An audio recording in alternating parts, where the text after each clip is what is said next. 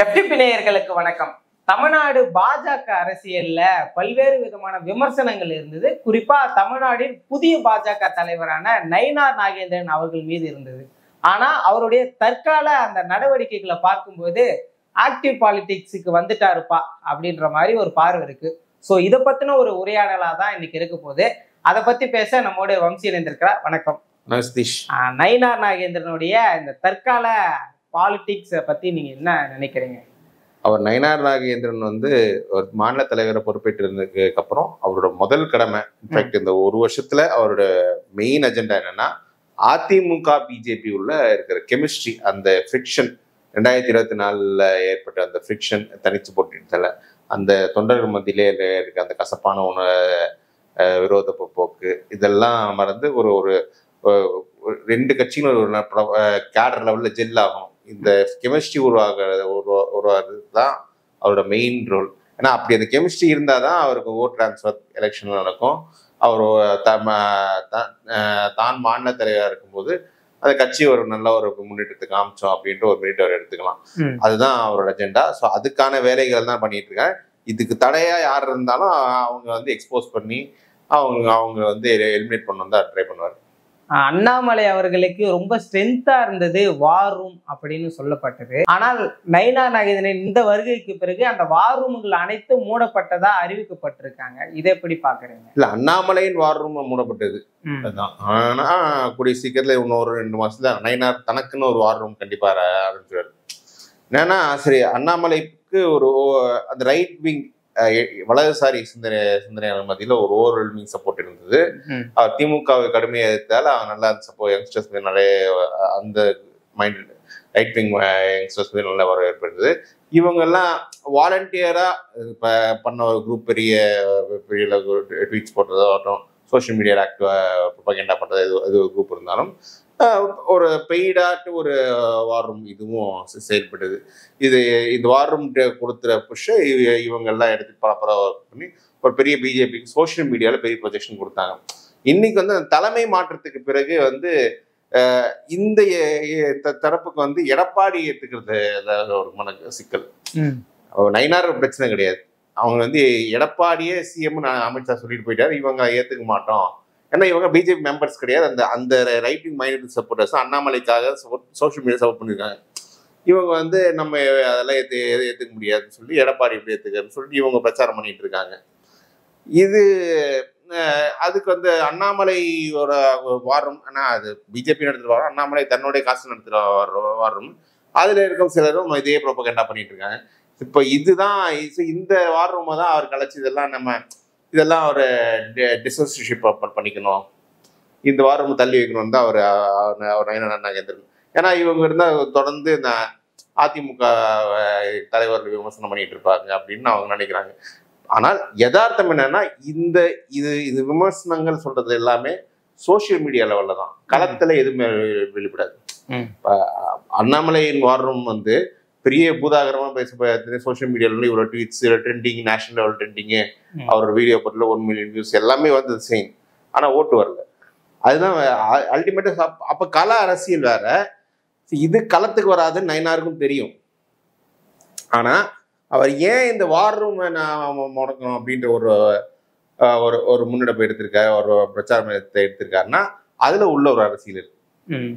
இதுல என்னன்னா, அவர் அண்ணாமலைக்கு ஒரு வலை விரிக்கிறார், ட்ராப் விரிக்கிறார். ஏன்னா இந்த வார் ரூம் எல்லாம் அவர் எப்படி ஒரு இம்ப்ரெஷன் கிரியேட் பண்றாருன்னா, அண்ணாமலை இன்ஸ்ட்ரக்ஷன்ஸ் தான் இன்னும் செயல்பட்டு இருக்கு. அந்த வார் ரூம் அண்ணாமலை வேண்டுமென்றே தன்னோட ஆதரவாளரை வைத்து அதிமுக பாஜகன்ற அலையன்ஸ் சபடேஷ் பண்ணு பாக்குறாரு, அந்த கேடரஸ் மத்தியில் கெமிஸ்ட்ரி ஸ்பாயில் பண்ணணும்னு பாக்குறாரு அப்படின்ற ஒரு இம்ப்ரெஷனை டெல்லிக்கு உருவாக்கணுன்ற முயற்சி தான் பண்றாங்க. டெல்லி இதனால கோவம் அண்ணாமலை மீது நடவடிக்கை எடுப்பாங்க. ஸோ இதுதான் இந்த அரசியல். அண்ணாமலை இப்ப பதவி இழந்துட்டாரு, விலகி இருக்காரு. அவர் இன்னும் ஃபர்தரா மாஜிஸ் பண்ணணும், கட்சி இருந்தால் வெளியேற்றாங்கலாம் பார்க்கலாம் அப்படின்ற அந்த முயற்சி தான் நயினார் இருக்கு. ஏன்னா அவர் உள்ள இருந்தா அவர் ஏதோ இந்த அலையன்ஸ் சபடாச் பண்ற வேலை தான் அவரும் அவர் ஆதரவாளர் செய்வாங்க அப்படின்னு அவர் நினைக்கிறார். வெளில போனா அவர் நிற்க மாட்டாருன்னு அவர் நினைக்கிறாரு. இந்த ஒரு அரசியல தான் அவர் ஸ்மார்ட்டா பிளே பண்றாரு. அந்த வார் ரூம் 15 ஐடி தான் சொல்றாங்க. 15 ஐடி போற ட்வீட்டோல ஒரு பெரிய பிரச்சனை வரும் போதா? அது 15 ஐடிக்கு எங்களுக்கு சம்மந்தம் இல்லைன்னு ஒரு லைன் சொல்லிட்டு வெளில போயிட்டே இருக்கலாம். ஆனால் அந்த 15 ஐடி நாங்கள் முடக்க பார்க்குறோம் அப்படின்னா அவர் வந்து இந்த ஒரு இம்ப்ரெஷன் அண்ணாமலையோட ஹிடனா அதில் அவங்க பின்னாடி அண்ணாமலை இருக்கான்ற ஒரு இம்ப்ரெஷன் லைட்டை கிரியேட் பண்ணுறாரு. அண்ணாமலையும் அது கேட்டுறாப்புல இந்த 15 இந்த ஆதரவாளர்கள்லாம் நீங்கள் கொஞ்சம் பேசாமல் இருங்க, ஒரு அதிமுகவுக்கு ஒரு வாய்ப்பு கொடுப்பான் அப்படின்ற ஸ்டேட்மெண்ட் வரல. ஸோ அந்த அமித்ஷா எடுத்த முடிவுக்கு நேர்மா இங்கே எந்த இடத்துல என்டார்ஸ் பண்ணுறோம் அண்ணாமலை செயல்பாடுகள் இல்லை. அப்படி இருக்கும்போது அது ஃபர்தரா இந்த ஃபிக்ஷன் உருவாக்கும். இந்த ட்ராப்புக்குள்ள அவரே வந்து வரமாட்டாருன்ற அந்த பார்க்கணும். ஒருவேளை எங்க அதிமுக பாஜக கூட்டணி 2024 தேர்தலை விட அதிகமான சதவீதத்தை நிரூபிச்சிடுவாங்களோன்றத ஒரு பயம் அண்ணாமலைக்கு இருக்குமோ? இல்ல அண்ணாமலைக்கு என்ன பயம் இல்ல, அண்ணாமலைக்கு தெரிஞ்சிருச்சு. அவருக்கு வந்து இந்த 2022 நடந்த ஈரோடு கிழக்கு இடைத்தேர்தலுக்கு அப்புறமே ஒரு இன்செக்யூரிட்டி எடப்பாடி மேல வந்துருச்சு. அவருக்கு தெரிஞ்சிருச்சு எடப்பாடி நம்மளை இங்க வளர விட மாட்டாரு. அவர் என்ன அப்போ பின்னணி என்ன நடந்தது தெரியல. அந்த தேர்தல் வரைக்கும் எடப்பாடி ஒரு பெரிய அதிமுக பெரிய கட்சி, எடப்பாடி ஒரு பெரிய மக்கள் தலைவர்ன்ற அந்த அளவுக்கு தான் இருந்தாரு. ஆனா அந்த ஒரு இடைத்தேர்தலுக்கு பிறகு அவரோட முடிவு மாத்திக்கிட்டாரு. அதுக்கு என்ன காரணம் தெரியல. அவருக்கு புரிஞ்சிருச்சு ஏதாவது கொங்கு மண்டலத்தில் ஒரு தலைமை இன்னொரு மாற்று தலைமையை வளர்றது எடப்பாடி விரும்ப மாட்டாரு, நமக்கு எந்த ஸ்பேஸும் கொங்கு மண்டலத்தில் கொடுக்க மாட்டாருன்னு அண்ணாமலைக்கு தெளிவா தெரிஞ்சிருச்சு. இந்த இன்செக்யூரிட்டிஸ் தான் அப்பத்துல இந்த இருந்துச்சு. அதனாலே கொஞ்சம் அக்ரெசிவா போய் எடப்பாடி அடிச்சா அந்த கூட்டணி முறைய உடைக்கிற வேலையை செஞ்சாரு. மறுபடியும் பிஜேபி இப்ப 2025 நடந்தது 24 பிஜேபி டெல்லி தரம் செஞ்சிருக்கலாம். பார்லிமெண்ட் எலெக்ஷன் ஒரு கடைசி மினிட்ஸ்ல எடப்பாடி வந்திருந்தாரு, அன்னைக்கே அண்ணாமலை சாப்டர் க்ளோஸ்.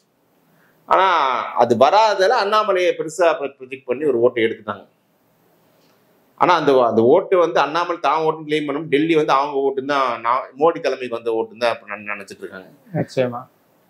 ஸோ இப்போ மறுபடியும் எடப்பாடியோட கூட்டணி வந்தா அப்போ ஸ்பேஸ் இருக்காது. ஸோ அவர் என்ன நினைக்கிறது, தான் வளரணும்னு எடப்பாடி அங்கே இருக்கக்கூடாது, எடப்பாடியின் வீழ்ச்சியிலேருந்து தான் வளர முடியும் அப்படின்னு நினைக்கிறாரு.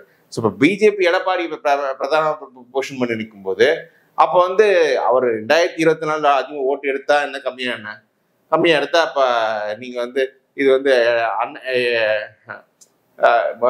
மோடிக்கான ஓட்டு பெருசை விட எடப்பாடிக்கான ஓட்டுன்னு கம்மின்னு சொல்லலாம். அண்ணாமலைக்கு அதுக்கு சம்மந்தம் கிடையாது. அவருக்கு என்னன்னா எடப்பாடியை பலவீனப்பட்ட தனக்கு ஒரு லைஃப், நாளைக்கு இதே பிஜேபி ஏடிஎம்கே அலையன்ஸ் உடைஞ்சா அப்போ அண்ணாமலைக்கு ப்ராமினன்ஸ் கொடுப்பாங்க. எனக்கு கொங்கு மண்டலத்தில் இவருக்கு ஆதரவு ஓட்டா இருக்கு யங்ஸ்டர்ஸ் மத்தியில், அதை வச்சு அச்சீவ் பண்ணலான்னு. இப்போ அது கண்டினியூவா இருக்கும்போது அவங்க எடப்பாடி தான் இருக்கும்போது கொங்கு மண்டலத்தில் ஒரு ஆளையே ஃபோக்கஸ் பண்ண மாட்டாங்க. இப்போ தென் மாவட்டத்துக்கு வந்துட்டாங்க. இதுதாங்க அண்ணாமலைக்கு சிக்கல். அதிமுக பாஜக கூட்டணி அமைந்து ஏறக்குறைய 1 மாதத்துக்கு மேல ஆகுது. இந்த நிலையில கூட இந்த அதிமுக சைட்ல இருந்து பெரிய அளவுல வந்து எந்த ஒரு விஷயத்தையும் இம்பாக்ட்ஃபுல்லா எதுவுமே பண்ணலையோ அப்படின்ற ஒரு பார்வை இருக்கு. கூட்டங்களா இருக்கட்டும், அறிக்கைகளா இருக்கட்டும், பிரஸ் மீட்லயா, இதெல்லாம் அண்ணாமலை இருக்கும்போது பெரிய அளவுல பேசு பொருளா இருக்கும். ஆனா நயினா நாகேந்திரனால இதை வந்து சரியா பண்ண முடியலையோ. அவர் வந்து ஏடிஎம்கே ஒரு ஸ்கூல் ஆஃப் தாட் வளர்ந்தவர். அதிமுக தலைவருக்கு இருக்கு அந்த நுவான்சஸ்லாம் நல்லா தெரியும். அக்ரெசிவா தன்னை ப்ரொஜெக்ட் பண்ணிக்கிற ஒரு தன்மை வந்து எந்த அதிமுக தலைவரும் கிடையாது, எடப்பாடி உட்பட. எடப்பாடியே நீங்க வந்து சிஎம் ஆகிட்டு அவர் வழியில தன்னை ப்ரொஜெக்ட் பண்ணுன்றனால தான் வரலாம். அந்த தவிர அதை மற்ற நேரங்களை பார்க்கும்போது அவர் ரொம்ப எளிமையாக தான் இருப்பார். ஏன்னா ஜெயலலிதா இப்படிதான் இந்த ஆட்களை ட்ரெயின் பண்ணி வச்சிருந்தாங்க. அவங்க வந்து என்ன ஆனாலும் சரி ரொம்ப சாது அமைதியான ஆட்கள் தெரியும். பட் அவங்க சர்வைவலோட எப்படி சர்வை பண்றது ஒரு இடத்துல தெரியும். நயினாரும் அதுதான் பண்ணிட்டு இருக்காரு. இப்போ எடுத்த உடனே அக்ரெசிவா போய் தான் பெரிய அப்படி இல்லை, ஒரு சட்டில்லா ஒரு மூவ் பண்ணி நம்ம ஒரு அந்த கெமிஸ்ட்ரி கொண்டு வரலாம் அப்படின்ற அதுதான். இப்போ டெல்லியை பொறுத்தவரை எடப்பாடி ஒர்க் அவுட் யாருன்னு பார்ப்போம், அப்படி இல்லைன்னா வேற கடைசி நேரத்தில் ஒரு மக்கள் பண்ண வேற ஆளை பார்ப்போம் அப்படின்னு அந்த எண்ணம் கூட இருக்கலாம் டெல்லிக்கு. ஆனால் இவரை பொறுத்தவரை அதிமுக வைத்து ஒரு சீட்டு ஜெயிச்சாதான் இவருக்கு ஒரு வேல்யூ. ஒரு கட்சின்றது அதில் பல பேர் இருப்பாங்க, பல அஜெண்டா இருக்கும். அண்ணாமலையை பொறுத்தவரை அதிமுக தோக்கணும், எடப்பாடி ஸ்ட்ராங்கா இருக்கு, தனக்கு லைஃப் கிடையாது. இவர் நயினாரை பொறுத்த அதிமுக வைத்து பாஜக ஒரு குறிப்பிடத்தக்க சீட் ஜெயிக்கணும், இந்த ஒரு அஜெண்டா. ஸோ ஒவ்வொருத்தருக்கு பிஜேபியை பொறுத்தவரை நம்ம டெல்லி பிஜேபிக்கு பொறுத்தவரை அவங்க எவ்வளவு சீட் வருது அப்படின்ற பொறுத்து இருந்தால் அவங்க மூவ் பண்றாங்க. ஸோ இதுதான் இந்த பாலிடிக்ஸ் போயிட்டு இருக்குள்ள ஒரு முடிவுன்றது ஏதாவது இருக்குமா, இல்ல இதை தொடருவாங்களா? நயினார் நாகேந்திரன். இதை நயினார் நாகேந்திரன் முடிச்சு வைக்கிற ஒரு பவர் அண்ணாமலைக்கு தான் இருக்கு. அண்ணாமலை அவரே இந்த அலையன்ஸ் அண்டர்ஸ்டாண்ட் பண்ணி கொஞ்சம் பண்ண முடியலாம். பட் அவர் அந்த ஒர்க்கை பண்ணுவாரா? அதிமுக இந்த வாரம் ஒரு பெரிய த்ரெட்டு அப்படின்னு நினைச்சா அவங்களே அண்ணாமலை கிட்ட காம்ப்ரமைஸ் எடப்பாடி அண்ணாமலை தேடி ராமதாஸ் எல்லாம் வீடு தேடி பார்த்துட்டு போல அந்த மாதிரி வரலாம். நம்மளே அவ்வளவு பெரிய தலைவர் கிடையாது, அவங்க பண்ணலாம். பட் அவங்களும் அவங்க கள அரசியல்ல இந்த வாரம் டாக்டிக்ஸ் ஈடுபட நினைக்கிறாங்க. அண்ணாமலையும் அவருக்கு ஃபர்ஸ்ட் ஸ்டேஷன்ல இந்த வாரம் வச்சு கொஞ்சம் வெளிப்படுத்த பார்ப்பாரு. நயினார் இந்த மாதிரி ஒரு கேம் விளையாடிட்டு இருப்பாங்க. இதுக்கு என்ன முடிவுன்னு சரியா தெரியாது. ஆரம்பம் சொன்ன மாதிரி வரும்ன்றது பிஜேபி கட்சிக்காரங்களும் தாண்டி கட்சிக்கு அப்பாற்பட்ட ஆட்கள் நிறைய பேர் அதில் கொஞ்சம் பார்ட்டிசிபேட் பண்ண ஒரு விஷயம் தான். ஸோ அது எப்படி அவங்க கண்ட்ரோல் பண்ணணும்னா அண்ணாமலை நிறுத்துங்க, நம்ம சேர்ந்து ஒர்க் பண்ணு, அலைன்ஸாட அண்ணாமலை ஒர்க் பண்ணி தான் ஜெயிக்கணும்னு ஒர்க் பண்ணாதான் அது முடியும். பட் அதை அண்ணாமலை செய்வாரா? ஏன்னா அவரோட அரசியலுக்கு ஒரு அஜெண்டாஸ் இருக்கு. இதுதான் இப்போ பொறுத்துன்னு பார்க்கணும். முற்றிலுமாக அண்ணாமலை அவர்கள் தமிழக பாஜகவிலிருந்து நீக்கப்பட்டார் அப்படின்ற ஒரு பார்வை இருக்கு. ஏன்னா இன்னைக்கு கூட ஒரு பேனர் வச்சிருக்காங்க. அந்த பேனர்ல முன்னால் இருந்த மாநில தலைவர்கள் புகைப்படங்கள்லாம் வச்சிருக்காங்க. அதுல கூட அண்ணாமலை புகைப்படத்தை சில பேர் அவர் பதவி விட்டு இறங்கிட்டாரு. பல பார்த்து மாதிரி எம்பி பதவியோ மத்திய அமைச்சர் பதவியோ எதுவும் கிடைக்கல. சோ இப்ப இந்த ஒரு பலவீனம் அண்ணாமலை இந்த லாஸ்ட் 3 இயர்ஸா பாஜகன்றது பாஜகவில் ஒரு பவர்ஃபுல் மாநில தலைவராக இருந்தாரு. அவர் எடுத்ததுதான் அவர் ரொம்ப அத்தாரிட்டி அதுக்கு உடன்படாதவங்கெல்லாம் கொஞ்சம் மார்ஜைஸ் பண்ணியிருந்தாரு. இப்ப அவங்க எல்லாம் திரும்ப இதுதான் வாய்ப்பு நம்ம அண்ணாமலையை மார்ஜைஸ் பண்ணதாரு என்ன மார்ஜைஸ் பண்ணதான் நினைப்பாங்க. எக்காரத்தை கொண்டு இவருக்கு டெல்லியில இருந்து ஒரு பதவியும் கிடைக்கூடாது அப்படின்னு அண்ணாமலைன்ற அந்த பின்பத்தை இன்னும் ஃபர்தரா வீக்கெண்ட் பண்ணதான் இருப்பாங்க. அவங்க ஐசோலேட் பண்ணுவாங்க, அவங்க அவமரியாதை செய்வாங்க, எல்லாம் பண்ணுவாங்க. இந்த மாதிரி நிறைய செட் பண்ணுவாங்க.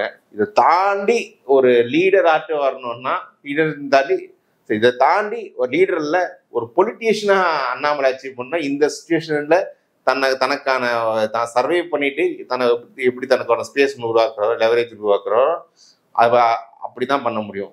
அவர் இந்த லெவரேஜை ஒரு வேளை இந்த வார் ரூம் வச்சு உருவாக்க நினைக்கலாம். பட் அது பண்ணுவாங்களான்னு எனக்கு தெரியாது.